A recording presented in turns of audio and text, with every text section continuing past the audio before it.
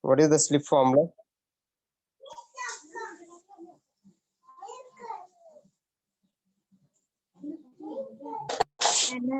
ns minus n by ns. Okay, ns minus n by ns. That is the slip formula. Now we will see the torque equation. We will see torque equation. Here I am showing with the cursor. You see here. Starting torque. Torque is proportional to E2, I2 cos phi 2. What is E2 and I2? What is E2? Okay, I will tell. See here. We are having stator and rotor. Stator voltage is E1. Stator current is I1. Primary side. Stator is on the primary side. We will take E1 and I1. But in the rotor, we will take secondary side. Rotor is the secondary side. We will take E2 and I2. Is it clear? On rotor side, we will take E2 and I2. On stator side, primary side, that is E1, I1. But on the rotor side, we will take E2 and I2. Then what is phi 2? What is phi 2? Phi 2 is the angle in between E2 and I2. Cos phi 2 is the angle in between E2 and I2. All these parameters are related to the rotor side only. Whatever I am showing on the screen, all these are related to the rotor side, secondary side. E2, I2, cos phi 2. Now here K1 is the constant and starting torque is proportional to E2, I2, cos phi 2. Why you are calling it as starting torque? When the rotor is in zero position, when the rotor is not running, it is called standstill condition. The actual speed of the rotor n is equal to 0 during standstill or starting. During starting, your torque, your speed is 0 because the rotor is not running. When rotor is not running, your speed is 0. Okay. Now torque is proportional to E2 is the secondary voltage on the rotor. E2 is the voltage on the rotor. I2 is the rotor current. Phi 2 is the angle in between E2 and I2. Now here E2, what is the E2? E2 is the rotor EMF at standstill. R2 is the rotor resistance per phase. X2 is the rotor reactance per phase. And Z2. See here, you know the formula Z2 is equal to R2 plus JX2. Z2 is equal to, see the phasor diagram. Z2 is equal to R2 plus JX2. R2 is on the x-axis, J means 90, X2 is on the y-axis. R2 plus JX2. R2 and X2 resultant is Z2. Z2 is equal to R2 plus JX2. If you draw the right angle triangle, here R2, then what phi 2 is the angle. Phi 2 is the power factor angle, rotor power factor angle. And here hypotenuse is square is equal to side square plus side square. Z2 square is equal to R2 square plus X2 square. Z2 square is equal to R2 square plus X2 square. When the rotor is not running, when rotor speed is 0, when n is 0, when actual rotor speed is 0. Okay. Then I2 is equal to E2 by Z2. Voltage by impedance is the current. I2 is equal to E2 by Z2. And we know Z2 is equal to square root of R2 square plus X2 square. Why?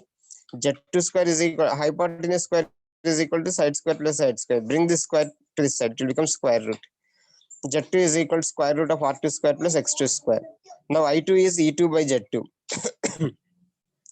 From this right angle triangle, what is cos phi 2? What is cos phi 2 from this right angle triangle?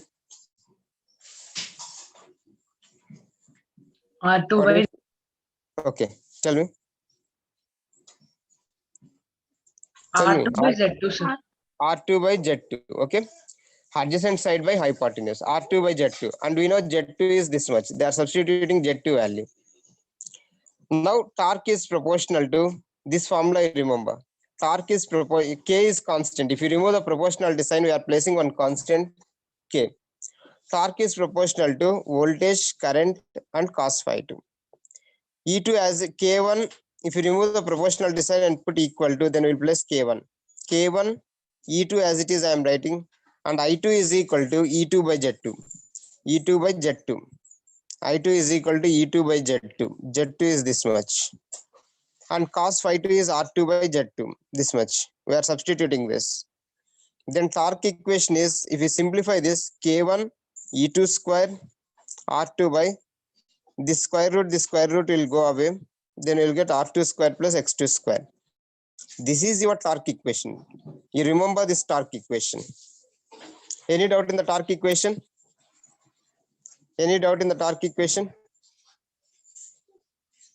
How we had derived this? From this basic formula, we got this. Is it clear? Yes, sir. Okay. This is the torque equation. And K1 constant value that we are defining as 1 by 2 pi ns by 3. This is K1 is 1 by 2 pi ns by 3.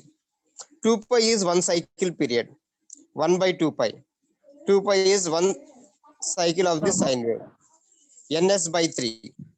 3 comes to numerator. Ns by 3. Why you are taking Ns by 3? Why you are taking Ns by 3? Ns is the synchronous speed divided by 3. Why I am taking? Why you are taking? We'll have 3 resistors. 3 resistors, it is somewhat okay.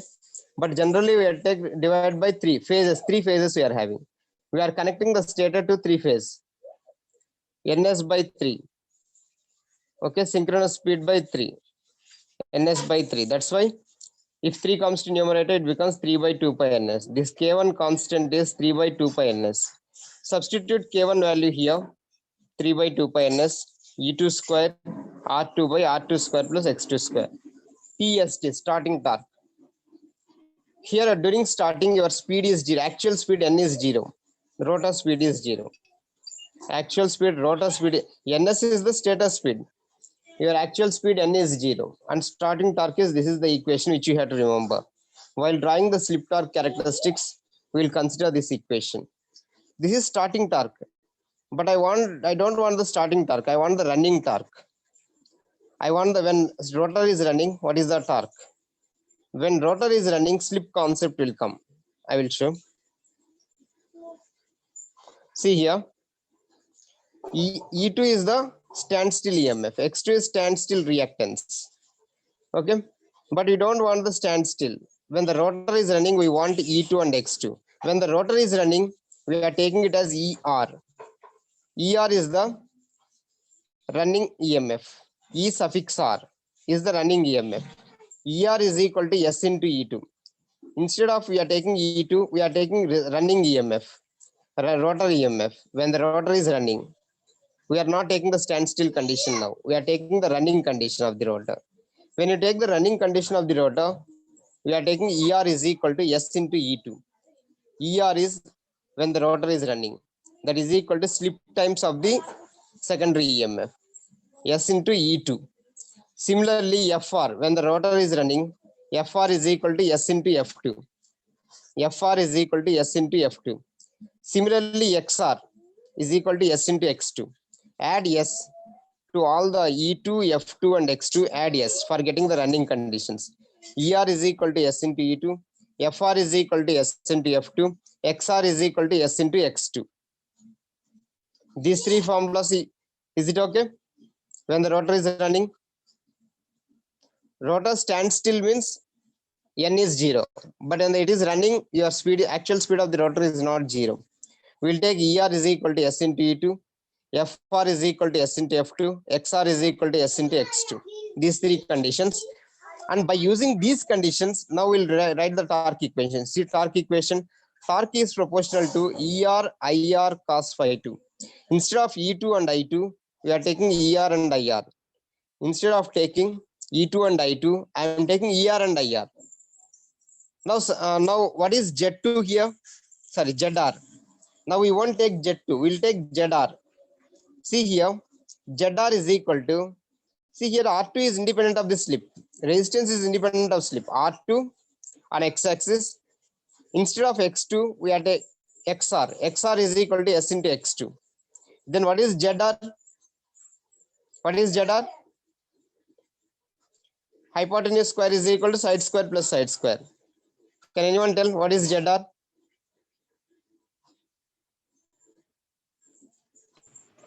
Under root of R2 square plus X2 square.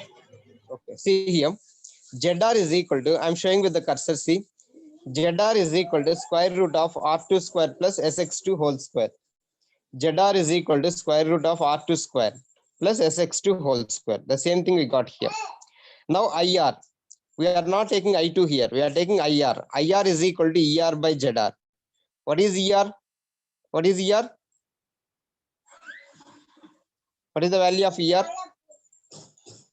See on the screen I'm showing. What is it? Tell me, ER.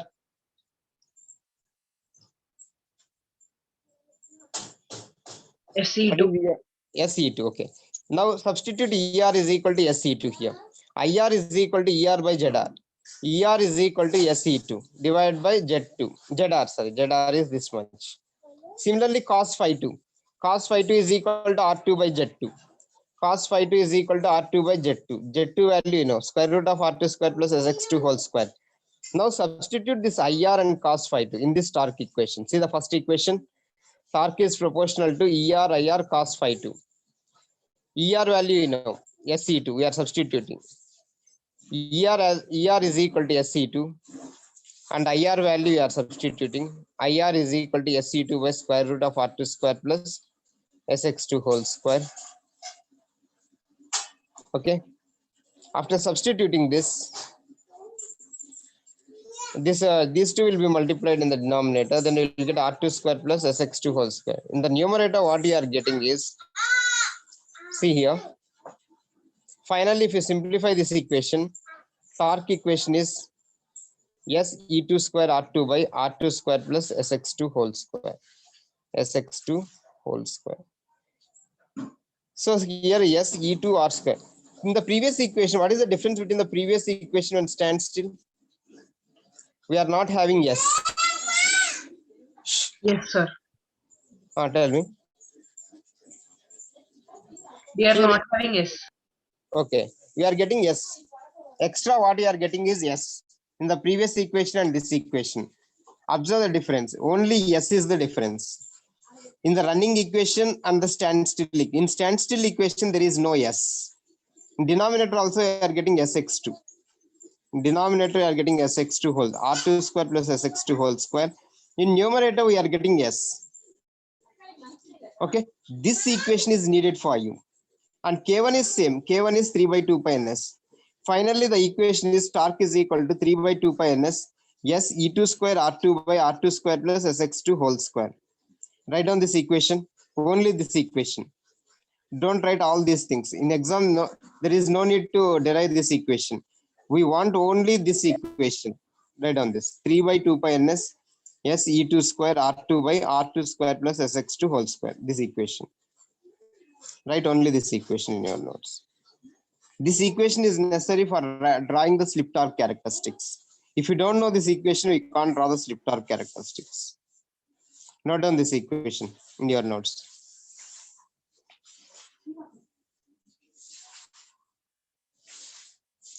When you substitute S is equal to 1, we will get standstill, previous equation. When you substitute S is equal to 1, we will get previous equation at standstill condition. But I don't want the standstill condition. I want only running condition for drawing the slip torque characteristics. I want this equation. So remember by heart this equation. This equation is very important.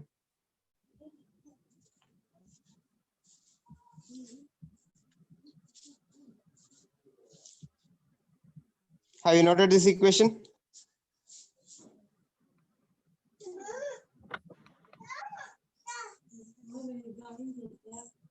Have you noted this equation? Yes, sir. Okay. Yes, sir. Now we'll derive the slip torque characteristics. We'll draw, very important for 5 marks in exam. It is the compulsory question, slip torque characteristics. This one. Relation between torque and slip. What is the relation? Torque is proportional to S. See here. Here we'll consider two cases. We'll consider two cases. What are the, for drawing this characteristic? On y-axis, I am taking the torque. On x-axis, I am taking the slip. Slip, you see, we are taking in this direction. See the red arrow, red arrow. In this direction, I am taking. S is 0 here. S is 0.2. S is 0.4. Slip is 0.6. Slip is 0.8. Slip is 1. We are taking in this direction, not in the right side. Observe this carefully. Slip we are taking in the left hand direction. Slip is increasing in the left side from 0 to 1. Slip lies in between 0 and 1. Y-axis we are taking the torque. Okay. Now, what are those two conditions which we have to take? See the equation, torque equation. Yes. Phi is proportional to E2. That's why you are not getting E2 square here. In place of phi, you can write E2. Then you will get S E2 square R2 by R2 square plus SX2 whole square. Phi is equal to E2. Phi is proportional to E2. They have taken it, instead of writing E2, they are taken phi. If you substitute phi is equal to E2, then you will get S E2 square. E2 into E2 is E2 square. Yes, E2 square R2 by R2 square plus SX2 whole square. Any doubt? Okay. Now see here, on x-axis we are taking slip. S is equal to 0 to S is equal to 1 with R2 as the parameter. With R2 as the parameter, with R2 keeping constant. Initially take first condition. If S is 0, what is torque? Suppose if S is equal to 0, what is the torque? 0 multiplied by anything is 0. 0. Then torque is 0. See, when S is 0, your torque is 0. This is the first condition. Now see the second condition. It is clear that when S is equal to 0, torque is 0, then the curve starts from point 0. Second condition, you see, at normal speed, close to synchronism. Term SX2 is very small. Close to synchronism means, suppose if N is approximately equal to NS, then slip is almost negligible, very small.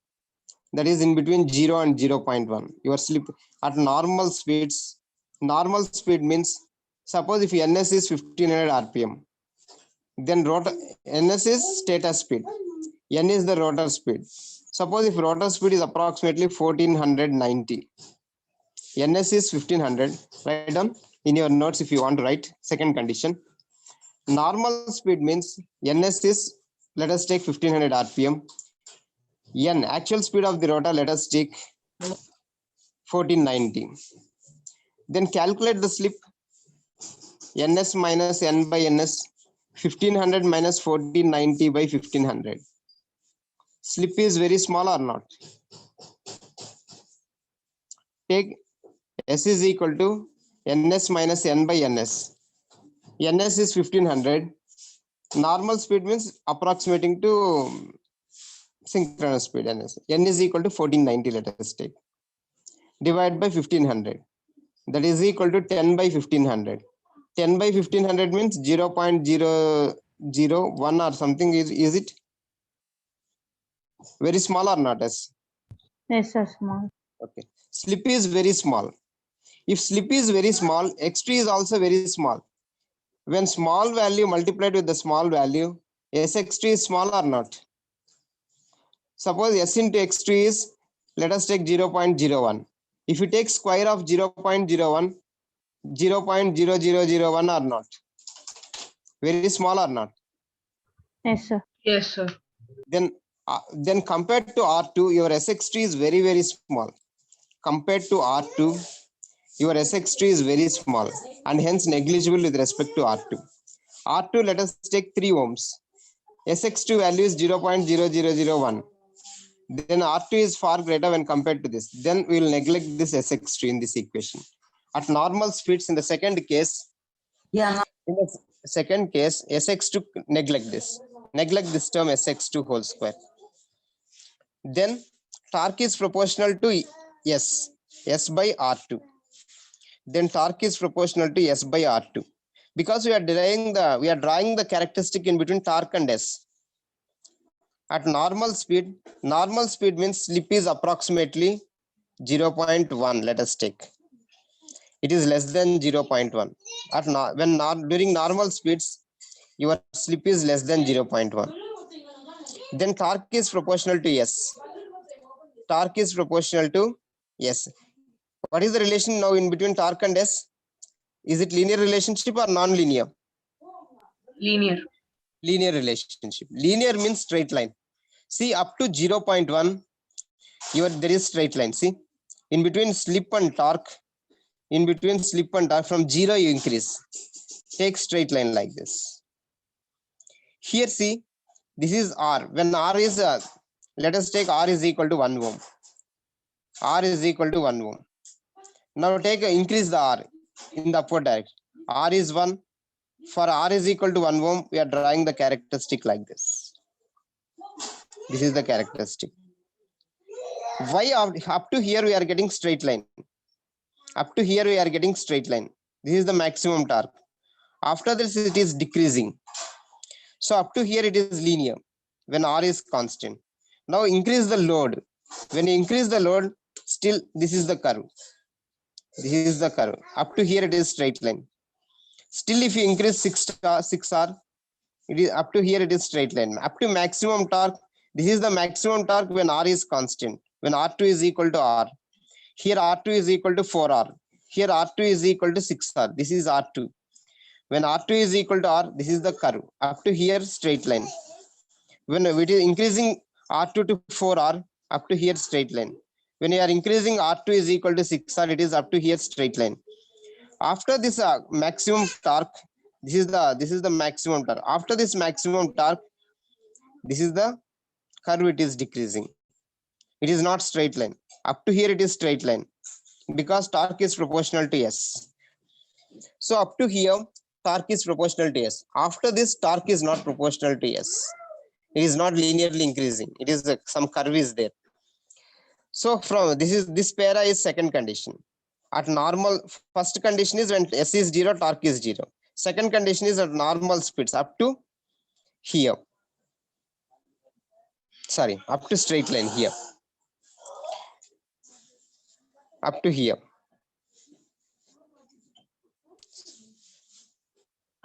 Sorry. Okay. Second condition is at normal speeds to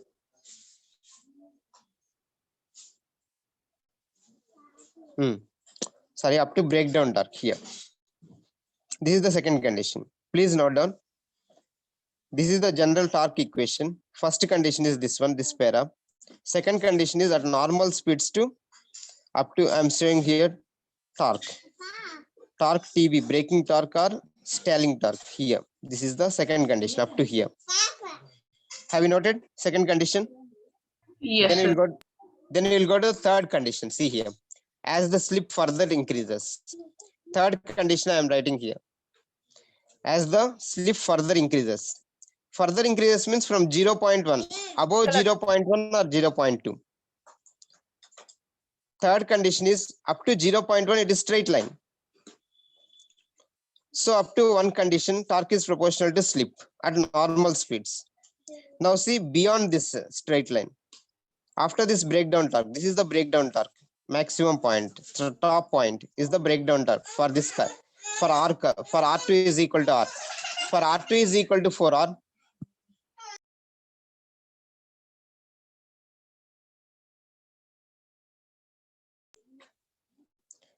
Sorry. When R2 is equal to R. So up to here, second condition. Third condition will start from here. From here to like this, the curve decreases. How this curve decreases? What is the relation between torque and slip? Up to here, torque is proportional to S. After this point, what is the relation? We'll see here.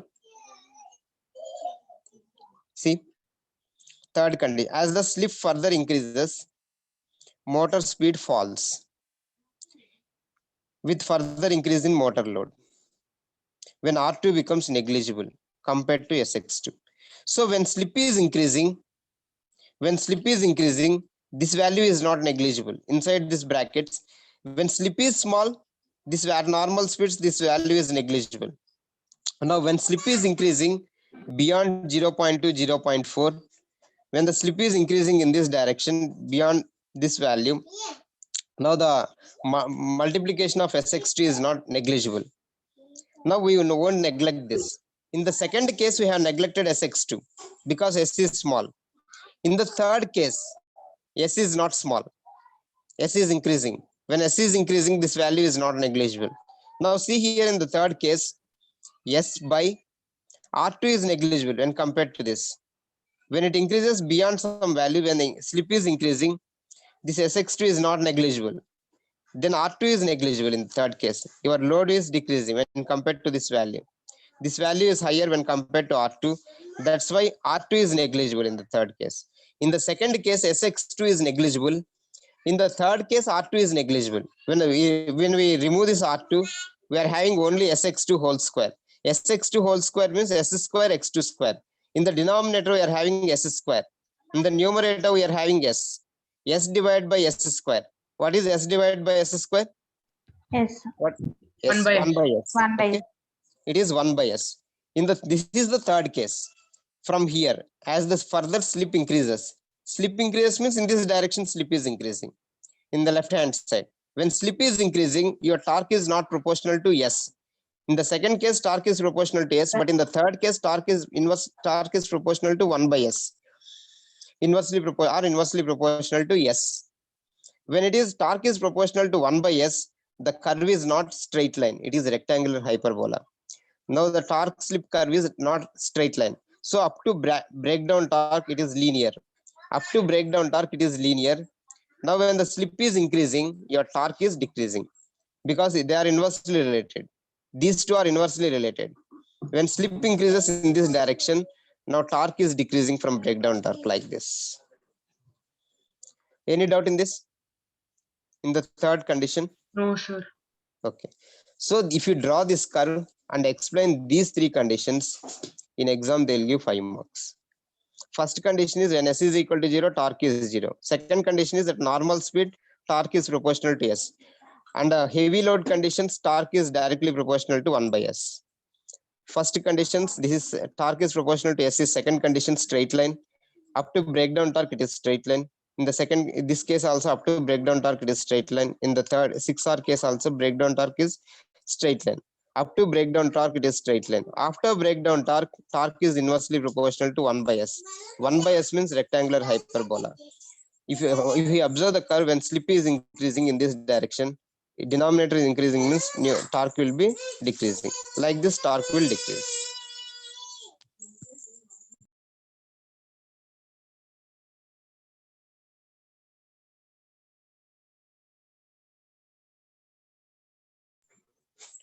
Okay. These are the three conditions. So in exam, relation between torque and slip.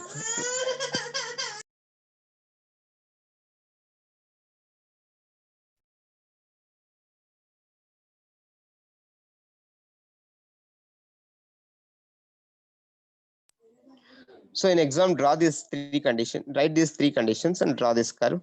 But remember, slip in this direction you have to draw. And speed will be in this direction, ns, status speed, from 0 to 1. Speed will be in this direction, but slip will be in this direction. Okay, that's all about the slip torque characteristic. This is very, very important thing. So I'm taking the attendance, wait for some time. See, go through this meanwhile.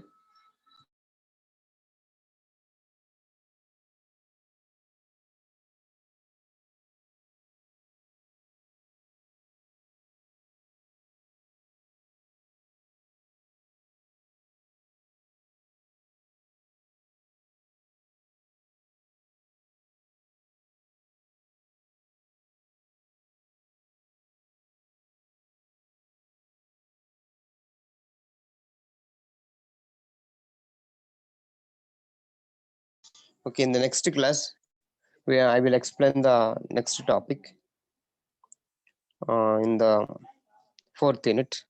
This is very important in topic. Torque equation is important. Relation between torque and slip is important.